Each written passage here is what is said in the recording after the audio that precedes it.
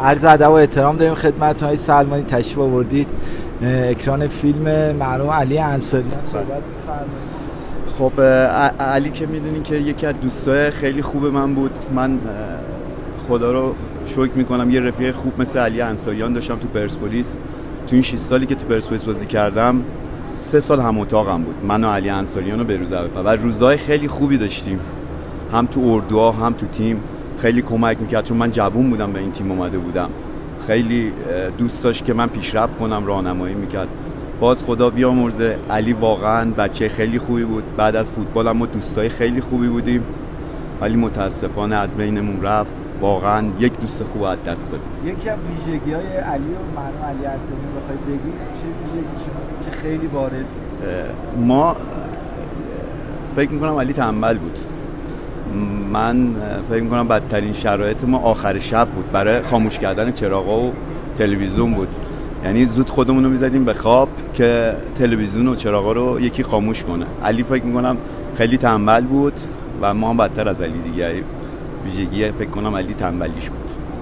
و به عنوان بازیکن سابق پرسپولیس دربی پیش رو داریم، فکر میکنید چند بشه شرایط پرسپولیس چطور میبینید؟ ببینین دربی، من چون تو حدود فکر کنم 14 تا دربی بودم، دربی اصلا نشون نمیده کدوم تیم خوبه کدوم تیم نفر داره.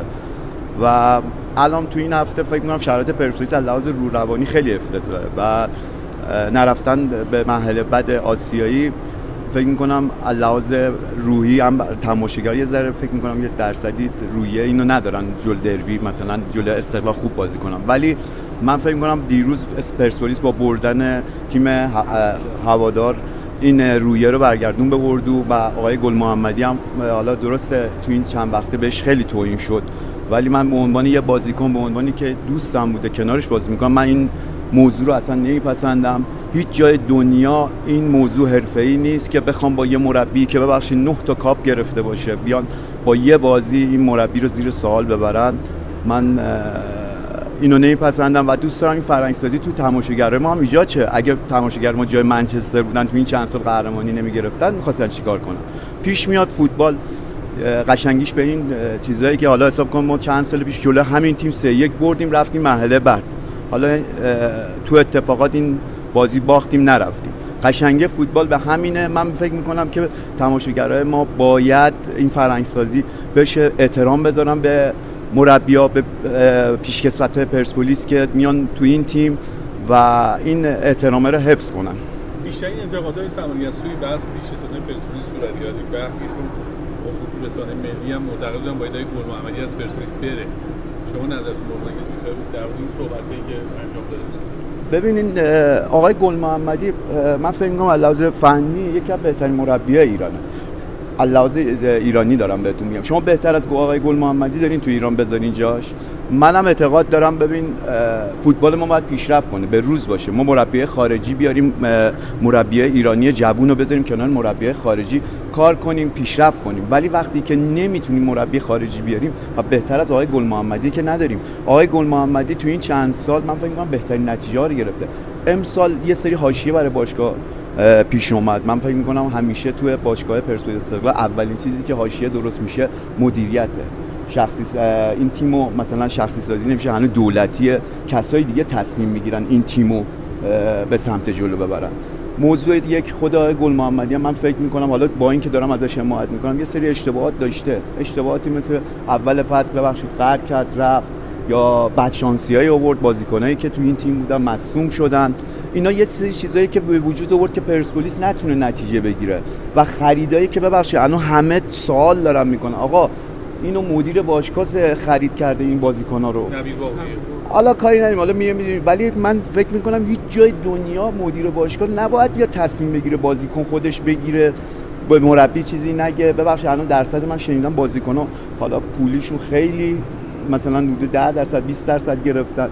این چیزا پیش میاد که پرسپولیس نتونه مرحله بعد راه پیدا کنه و همه جای دنیا کمیته فنی دارن، پیشکسوت‌های ببخشید به روزشون میاد تو کمیته فنی میشینن درباره بازیکن با مربی تیم این چیز میکنن. اینجا ببخشید مدیر عامل میاد خودش بازیکن میگیره، خودش کادر خودش رو میذاره.